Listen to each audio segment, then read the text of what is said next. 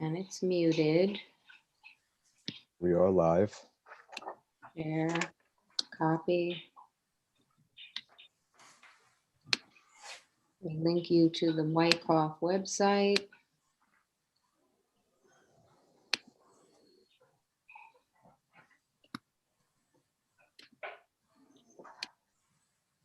I don't hear any feedback.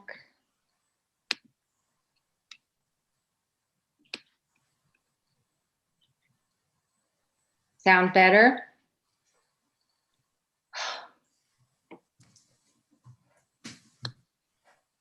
You may have your meeting.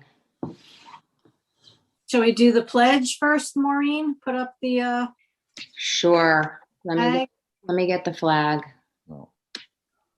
While we're live, let me welcome everybody to the March 11, 2021 Wyckoff Board of Health meeting.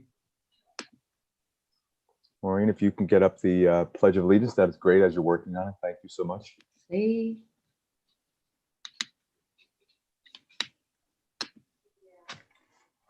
Holy mackerel. There we go. Okay, guys. All right. Everybody, I pledge allegiance to the flag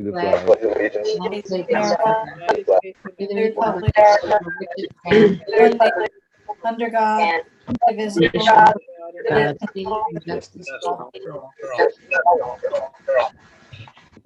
Lots of feedback, Maureen. Yeah, I hear it. We got to go to mute. I got to mute. Well, it's not the echoing that we had earlier. So I would suggest anybody who's not speaking should. So here's what we'll do. Why don't you mute everybody? Keep me unmuted. Someone wants to speak, raise your hand and I'll call you, and then we can just kind of work that way. I So we're think not everybody has the ability to mute themselves. Right. So let me just rename Casey. You guys can start. Okay, I'm going to do roll call. Dr. Yee, Steve Clark. Here. Devalina. Donna Garbatio. Here. Mike Sparazic. Lynn Spreen-Raffo. Here. Pete Melchione. Linda Barak. Here. Casey Collinari. Here. Okay, we have Laura with us tonight too. And Michelle is Michelle on the phone? Okay. Mike may be coming on a little bit. He's a question mark tonight. Pete is on by phone. He's got 2 meetings, so he's probably juggling 2 earpieces or working that way. So that's what you call true multitasking. Okay, So, I'm going to read the please. Public Meetings Act. Please take notice that in accordance with the Open Public Meetings Act, NJSA 10:4-6, and in consideration of Executive Order Number 103, issued by Governor Murphy on March 9th, 2020, declaring a state of emergency in the state of New Jersey, the Board of Health of the Township of Wyckoff does hereby notify the public that to protect the health, safety, and welfare of our citizens, the meeting of the Board of Health of the Township of Wyckoff scheduled for Thursday, March 11th, 2021 will be conducted virtually through the Zoom video conferencing application, and it will be live streamed on the Township of Wyckoff's YouTube channel. The work session is scheduled for 7:30 and the public business meeting will begin at 8 p.m. These measures are implemented to allow members of the public to observe the meeting via live streaming and to provide the ability to comment during the periods of public comment during the meeting through Zoom telephone call-in technology. Joining the meeting by telephone will be utilized as security against the sharing of inappropriate video content. General instructions regarding access to the meeting is posted on the Wyckoff website's homepage at www.wyckoff-nj.com as a news item. The regular work session meeting of the Wyckoff Board of Health is now in session. In accordance with the Open Public Meetings Act, notice of this meeting appears on our annual schedule of meetings A copy of said annual schedule has been posted on the bulletin board in Memorial Town Hall. A copy has been filed with the municipal clerk, the Record, the Ridgewood News, and the North Jersey Herald and News, all newspapers having general circulation throughout the township of Wykoff. At least 48 hours prior to this meeting, the agenda thereof was similarly posted, filed, and mailed to said newspapers. Formal action may be taken at this meeting. Thank you, Madam Secretary, and welcome everybody. This is the part of the meeting where we open up to the public if they have any kind of comments or questions or any information. I want to thank, first of all, I want to thank Laura for coming on because she will be our county expert on a lot of the issues that the county handles. And so been a lot of questions and a lot of interest of what's going on with quarantines and with returning back and a lot of different changes that are going on with the state and with the county and locally, of course, as well. So thank you, Laura, for coming on again, and we appreciate and we hope you'll come back again as well. So at this point in the meeting, if anybody would like to comment publicly, they're welcome to ask any questions, anything you have that we can assist with or try to provide information. That would be awesome. I see Mr. John Carolyn on, who's on the Ramapo Indian Hills Board of Education. And John, I want to welcome you. No, thank you, Steve. And first, I want to say thanks to all the volunteers of the Board of Health. I know you guys have probably had a very rough year, so thanks for all that you do. I'm asking tonight as a parent, and as while Steve did mention, I am a member of the Board of Education at Ramapo Indian Hills. Tonight, all of my comments and questions are as a parent of a student at Ramapo. So what I wanted to ask, and Laura, I guess as a member of the county, maybe you can help us understand when the county decides to quarantine the students, particularly around sports or around when they make decisions around the quarantines. Can you help us understand, are they making clarifications between the different sports and things like that? Laura, you're on mute. Okay. I think I unmuted now. So there's a couple different sets of guidance. Anything that's connected with the school sports falls under the school guidance, and it's a little bit tricky. There's a very complicated matrix. They use that Cali scale, and the state is much more stringent with the requirements. So our communicable disease team picks up all of those investigations, and they're there to advise and help guide the decisions. Ultimately, it would be the decision of either the Board of Ed or the head of the sports there to make that determination for the quarantine, but the guidance is pretty clear. They lay it out so you don't have to try to guess what your quarantine would be. They put it in a nice chart for you to fall into place, almost like an algorithm. And then sports that are outside of school, separate organizations have another set of sports guidance, and that is the same as the daycare guidance. There's one for foods, there's one for retail. So NJDOH tries to separate out each entity so you can fall into your own set of guidance. They overlap here and there, but specifically for schools, if sports touches the schools in that way, our communicable disease team will provide information, and it's straight from the New Jersey Department of Health.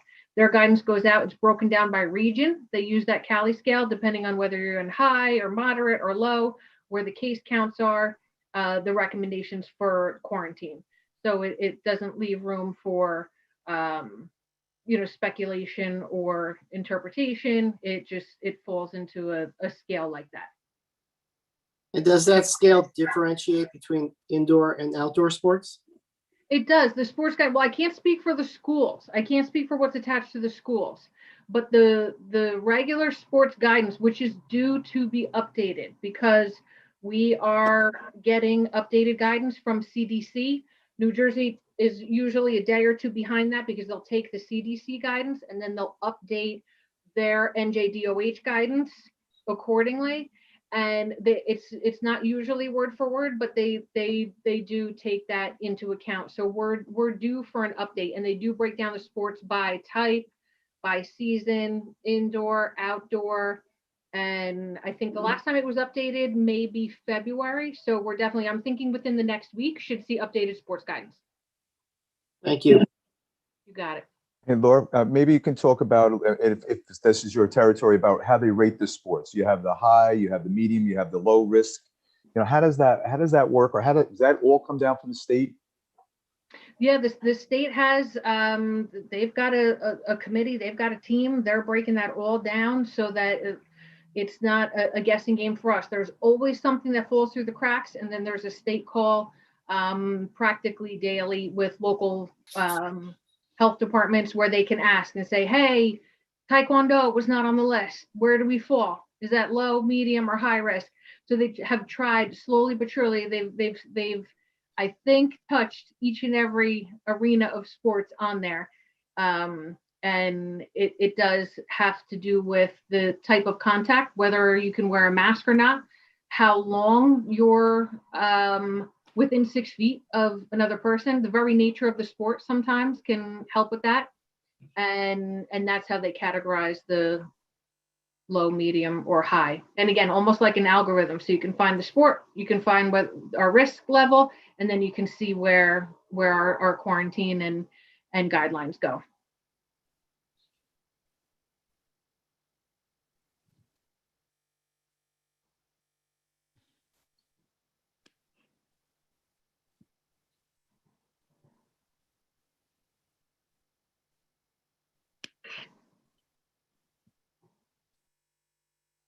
Think we lost Dr. Did we lose Steve? We lost Steve. Oh, we lost him. Lynn? You there?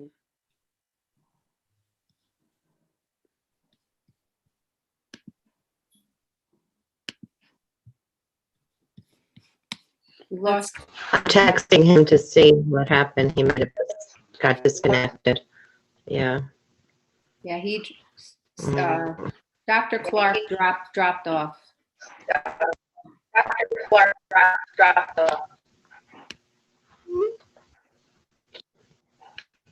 There He's he is. back. I knew he'd be right back.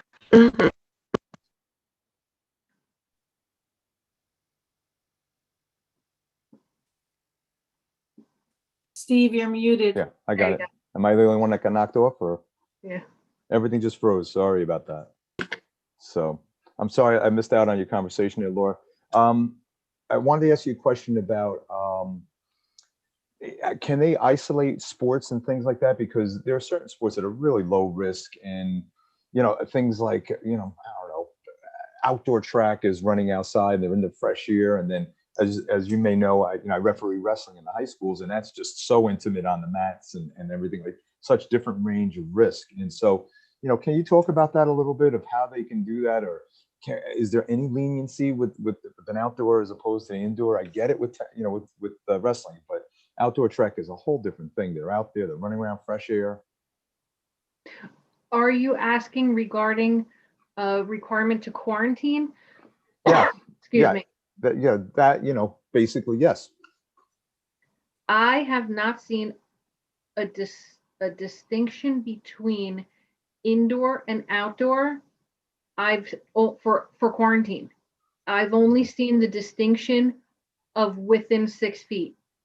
Okay. So where I've seen, obviously the risk is much, much lower outdoors, but I could even check to see if CDC has it, but I still see on CDC where if you're within 6 feet for longer than 15 cumulative minutes with or without a mask, you would be considered an exposure with a positive case, whether you're inside or outside.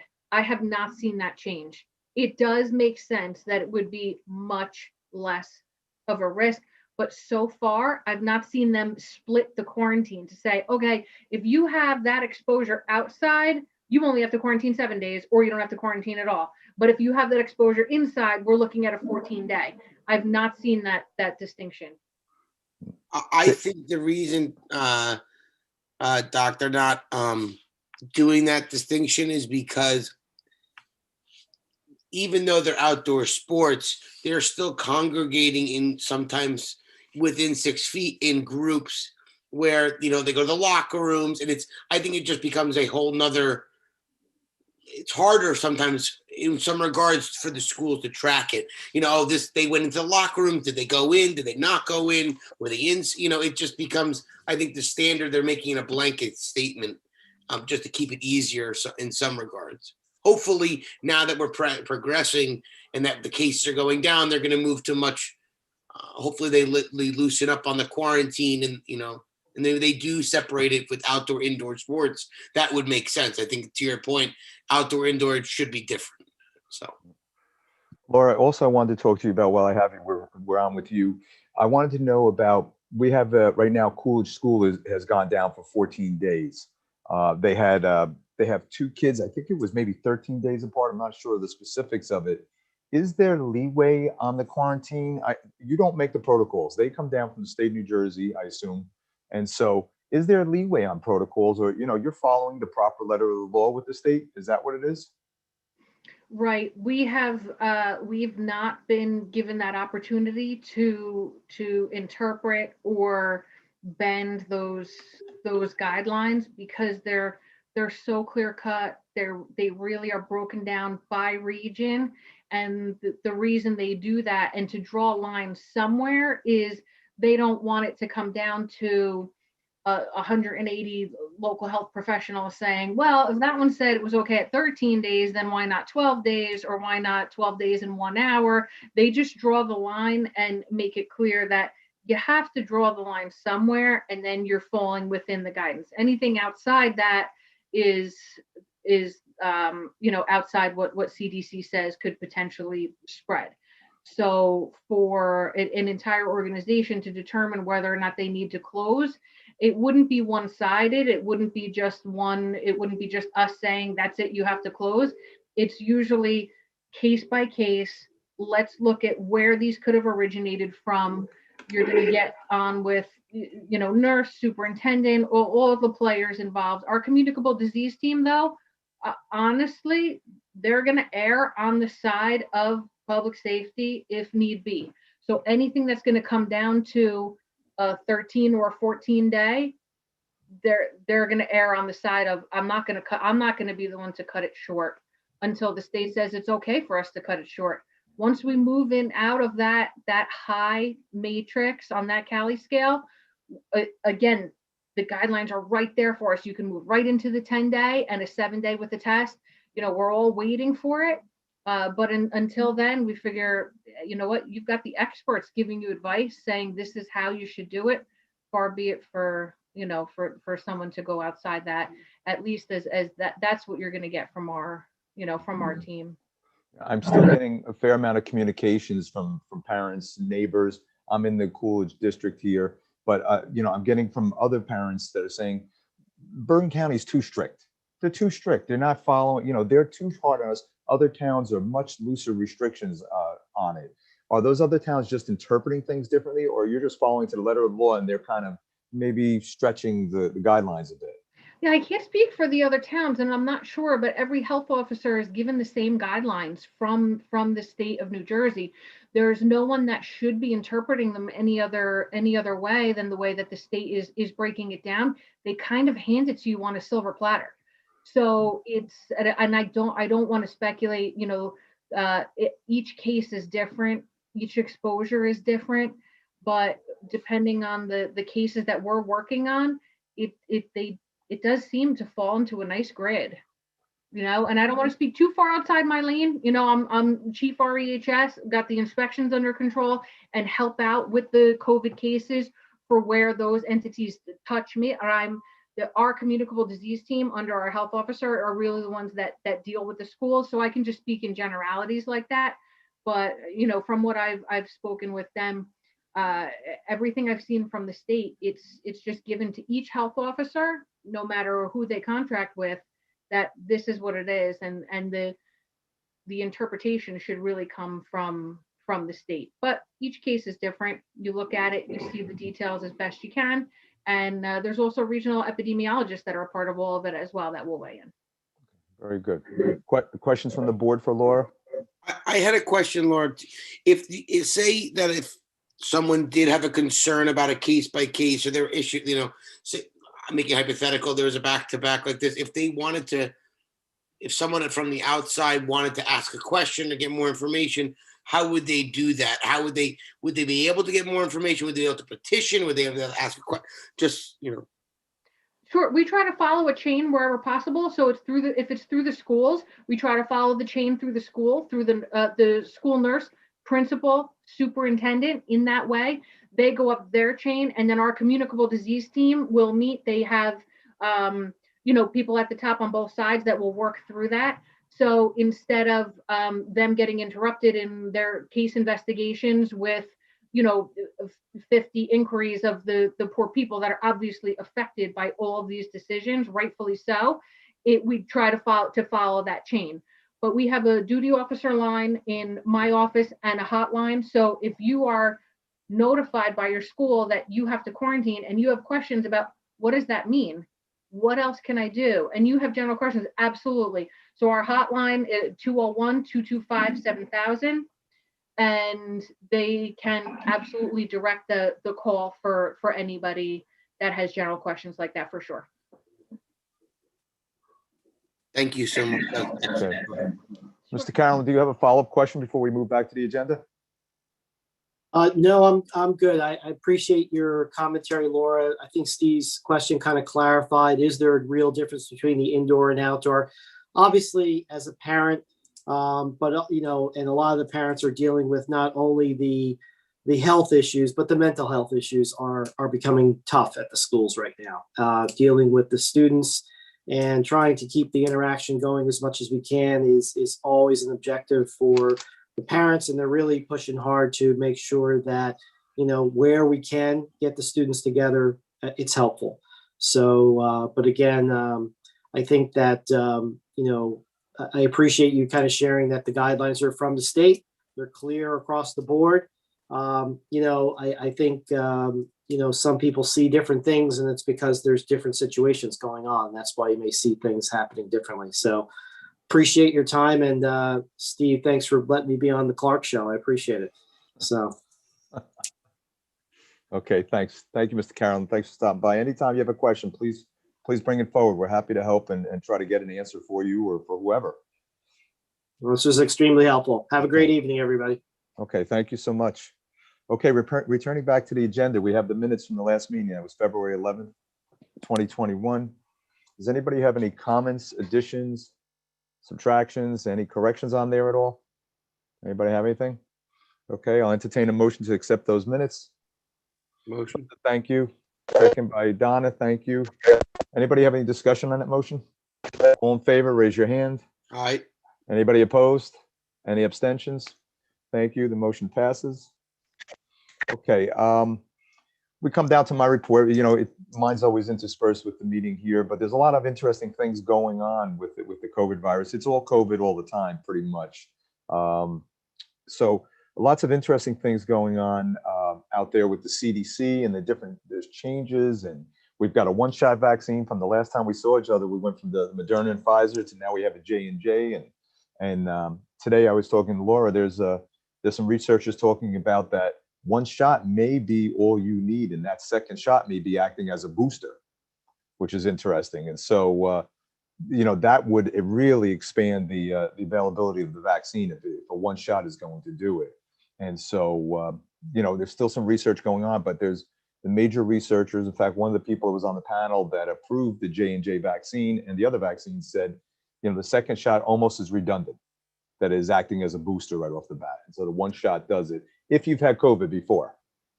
I read that. I was reading that article, Steve, as well. It's very interesting. Yeah. Very interesting. So, and that could be almost a game changer, just like Johnson & Johnson is a little bit of a game changer. One shot, we've got that person done. We don't have to worry about timing, second shots. Can they make it? Can they not make it? The state is opening up a lot more sites. I know people are looking for local community sites. Can you open a place up here in Wyckoff to do vaccinations? To man it, to get the manpower and to have this all done is just impossible. You see what happened in Ridgewood. Ridgewood started it and it collapsed pretty much. They closed it up that they couldn't do it. So for whatever reasons they may have had, it just didn't keep going forward. But Walgreens is opening up, Walmart, Sam's Club, they're opening up 34 stores this week that are giving vaccinations. The closest one to us is Hudson County, but they're all over the place right now. CVS, Wegmans, Rite Aid, Stop and Shop. So, you know, I've been joking that you're going to go to 7-Eleven, you're going to get a cup of coffee, the paper, and a shot. And it's pretty much what's going to happen at some point. You know, there's going to be such a glut of this vaccine, but right now everybody's scrambling. Today, the governor announced that 2.7 million New Jerseyans have already gotten their first shot. And so, so things are moving along quite nicely. Interesting, Rutgers has developed a rapid test that can detect those three other variants that are out there. We have the UK variant, we have the South Africa and Brazil. Well, they've actually developed a rapid test. It can't determine which one it is, but it can determine if you can be tested for that. So imagine in our own backyard here, we've got, you know, Johnson & Johnson, their headquarters here. We've got rapid tests from Rutgers. So, you know, we're kind of a leader here in New Jersey with healthcare. The test would take almost just over an hour for results to come back, which would be nice. Yesterday, New Jersey had the first African variant detected here.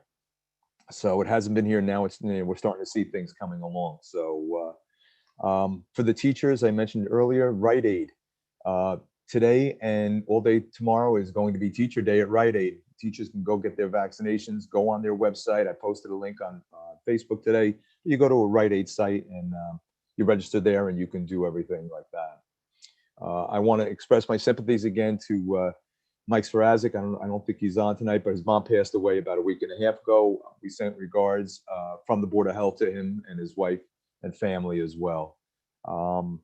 Also, you may have seen maybe about a week or so ago, I did a video, Ridgewood Water, and the community had gotten a flyer that talked about the additives and emergency actions that Ridgewood Water had done. I did one in June last year on lead in the water with Ridgewood Water. Those numbers are down to close to zero, he said.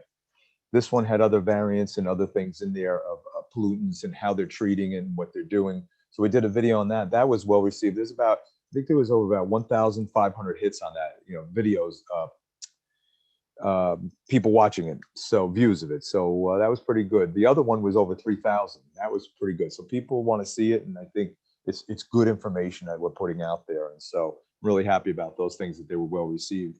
On the dating end, the CDC says now that if you know, the one partner has both vaccinations and the other partner has 2 vaccinations, you can actually start dating. Now, I'm sure the whole world was holding off on dating until the CDC just released it this week. But they said if both are vaccinated, it's okay to be together. So I think everybody would be very happy with that breathtaking news.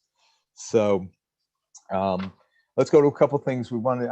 Is Michelle on? Because I wanted to hear her report for some of the issues that are going on in the community. I don't know if she's on, Laura. Do you know? She's here. I don't hear her. And do I see her? I don't see her. Let me see participants if she's here. I'll text her. Yeah, Michelle is not on. Yeah, no, I don't see her on here. Okay, Hey, we can hey, move right Doc. along. Yeah. Doc, the only question I had is, did anyone know, or did you hear anything about, you know how we used to have the mobile truck for flu vaccinations? You know, now with the J&J out, have they planned through the county? You know, that would be a great option, you know, for, you know, some of the elderly residents or homebound residents to really kind of get them vaccinated. You know, that might be, you know, some people that are, you know, handicapped or, you know, can't leave the home or. Right. Yeah, I haven't heard anything about the mobile truck. I do know that the mayor and Mr. Melchione, who's our representative, our liaison, they put something out there just this week, I think maybe today or yesterday, about helping out seniors get back, get the vaccinations. You know, the young community has lived with computers and cell phones and have grown up with it, but the senior community may not have. And so what they're trying to do is help people get appointments. You know, you got Twitter bots, you've got people on Facebook doing it, all different people trying to help each other. And it's a good thing. I think, yes, as of yesterday, I think they had 15 people that already that called in and said, listen, we need help with it. And they're going to assign volunteers, try to get those seniors the vaccination. Oh, that's great news. Yeah, I've heard problems with seniors too, is that one senior they only have one email address for their household.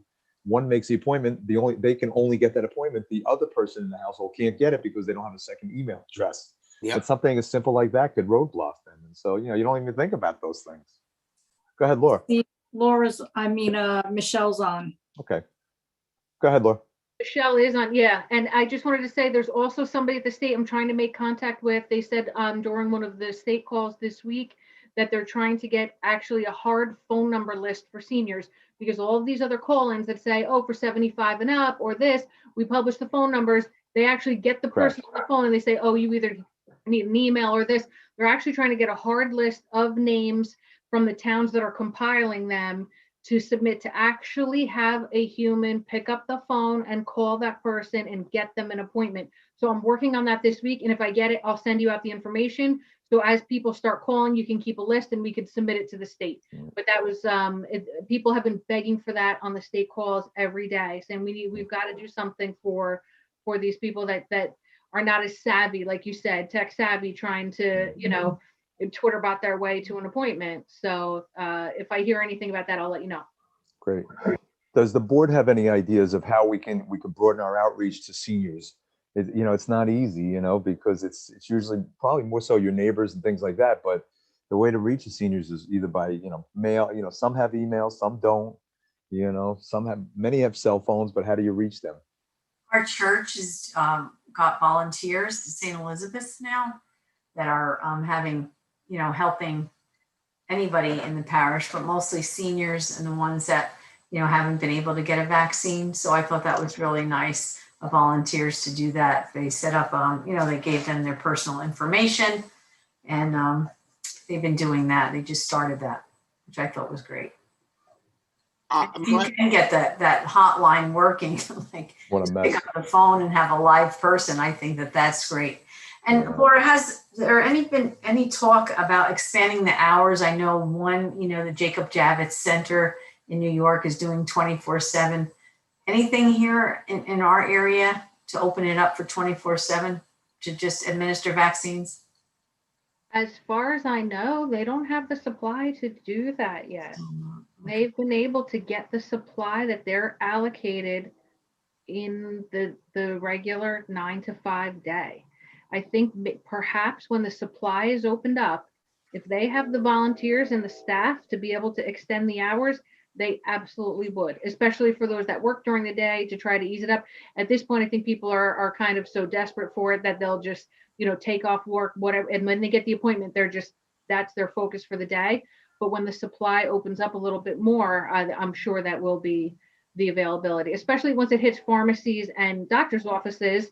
That's the goal, because then you get deeper into the community and can accommodate all of those hours. But for right now, the sites, I don't think they have the supply to go longer. Doc, to your point, I think one of my suggestions, I think between the doctors and the pharmacies in town, I think a great option would be to they're in touch with the patients they have. And I think there should be a question: have you gotten your vaccine? Are you registered? Are you set up for your second appointment? And it should be kind of like, that's your checklist moving forward. And if they're not, do you need help getting registered? If you do, here's the contact information, kind of something that just gives them the guidance and guidelines. If they need someone we'll take down your address, we'll mail it out to you, an email, whatever it may be, to kind of, if they're calling in to refill their prescriptions, that might be a great opportunity to hit them with that. Have you gotten your vaccine? You haven't? Are you registered? Yeah. When before the pandemic, town hall was always open. Many seniors, that's where they brought their tax bills. They would drop them off. They'd go. There was a board there that you can have all the papers of the different activities in town. So a lot of people picked up. Now, things are closed off.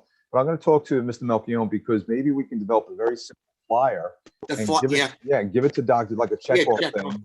And say, if you need help, or a mailer from the town that goes out. Do you need help with the vaccine? If you do, and then it becomes a big undertaking, because it's a challenge with that, because between the postage.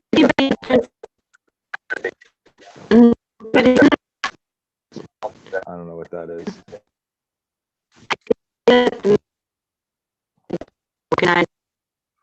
Lynn, you're breaking up. They,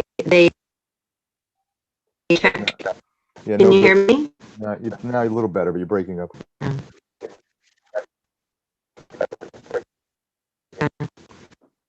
And they were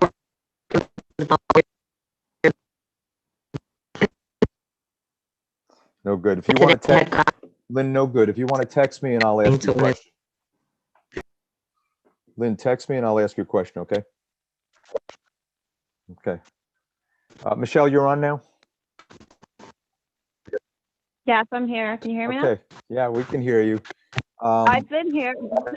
Okay, I got you. I see you there.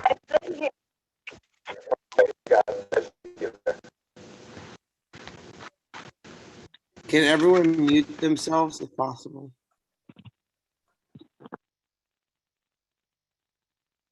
Okay, can you hear me? Yep, hear you Yes. loud and clear. Okay. Sorry, it went very silent. We're continuing to do our regular food inspections. We had a few restaurants that were conditional this month. It was Goldberg's and Blue Moon over at Boulder Run. They both had mice droppings. Seems to be maybe an issue with the building. So we've been in contact with the building manager at Hikimian to perhaps get, that whole building exterminated. They need to address it as a whole building and not just the individual establishments there. We did have a dog bite. There was a dog on dog bite. Both animals were up to date with their vaccinations, and we did have to send out licensing letters as well as violation notices to both dog owners that they did eventually license after about a month. So that was basically the month. It was pretty quiet besides the two conditionals. Very good. And how soon in between for remediation do you go back? Yes, actually, Gary, who did the inspection, he's been back. I think he was back this week just to check up on them and see their progress, make sure there's no fresh droppings, they're cleaning up anything, their pest control service, things like that. Okay, very good. Anybody having questions for Michelle? Raise your hand and come off mute. Okay. I just wanted to ask the food recall for the Queso Fresco. What was that about? Because it said for the Wyckoff Health Department. There was a complaint, and I know there was no action taken. Do you know? So that came through, we get the food recalls through the state. Normally, the local health departments aren't required to do any action with most of them, but sometimes the state requests us to go into actually all the supermarkets and make sure they're not selling any of the product that was recalled. So there was no product in any of the Wyckoff supermarkets that were visited. So I haven't seen that much. That's why I wanted to ask that about the food. Yeah, we get the recalls a few times a month via email. But normally we don't have any action most of the time. But they do request us to go out on certain recalls. So did you go out on that one then? Did you go out on that one that's listed? It says no action. So there was nothing done? Yeah, so no product. Okay. No contaminated product. Right. Thank you. And I know we do get the food recalls from Cindy, the emails too. Thank you, Michelle. Yes. Just going down the list, the communicable disease monitoring, all the state things. I didn't get the reports this month. I don't have it. Did anybody get that? Okay. I think they were sent out on March 1st. Okay. I might have gone into my spam folder. I didn't see it, but anybody have any comments or questions on that as we move along? Okay. Anything about stigma free? Donna, you hear anything with the schools with stigma free? No, they are, one of the teachers are doing it, but have not been involved much in it this year. So, but I do see action being done in the school. Okay. They are meeting and doing some things. Anybody have anything else about COVID? Any new business, anything in the news? Dr. Yee, you seeing anything different in your office or pretty much the same? Are you seeing your numbers dropping?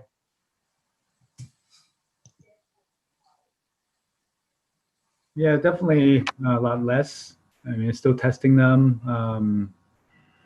And there are still some positives coming up, but they're not. I mean, I've had patients being admitted, but definitely not as many and as sick. So yeah, I mean, everything is moving in the right direction, I think, overall. Is it because of the pulse ox dropping, or what? What's their emissions because of?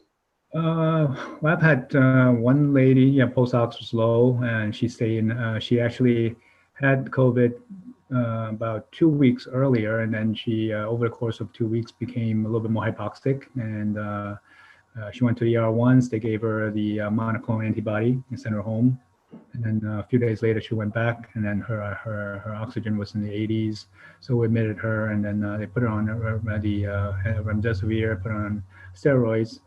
And she actually, her pulse ox picked up within a week. And then I sent her home on Saturday and saw her today. She was oxygenating at 98% today, but still coughing a lot. But otherwise, she seems okay. Yeah, I mean, I haven't seen too many other, the positives that came up. They usually are okay. They stay home. And I'm hoping good news from Linda at the funeral parlor. Well, you're on vacation, but are your numbers less and less with the COVID at the funeral parlor as well? Yes, they have been less and less. That's great. Yep. That's what we all want to hear. Yeah. That's what we all want to hear. You know, we're not getting as many calls of people canceling appointments saying, I'm positive, I better stay home. We're not hearing it. You know, it's really dropped off dramatically. And that's really a positive thing. So anybody have any old business or any new business that's going on they want to discuss at the meeting as we talk today before we close it up? Go ahead, Lynn. I was wondering how the people that paid for had their rabies vaccine with their dogs. Did the majority of them come in then to get the license at town hall, or did they mail in their stuff? What's the ratio of those that did or didn't? I haven't heard those numbers, but I can check them out. Because I liked the way we did that. That was really good. But I just wondered if everybody then followed through. I can check into that. Okay, thanks. Okay. Good. Anybody else have anything else before I close it up? All right, I'll accept the motion to adjourn. Anybody? Motion. Okay, thank you, Casey. Second by Donna. Any discussion on it? Okay, thank you, everybody. Let's close out the meeting. Thank you, Maureen, for running it. And thank you, Laura, for coming on. You're Thanks, welcome. everyone. Have a good great night. night.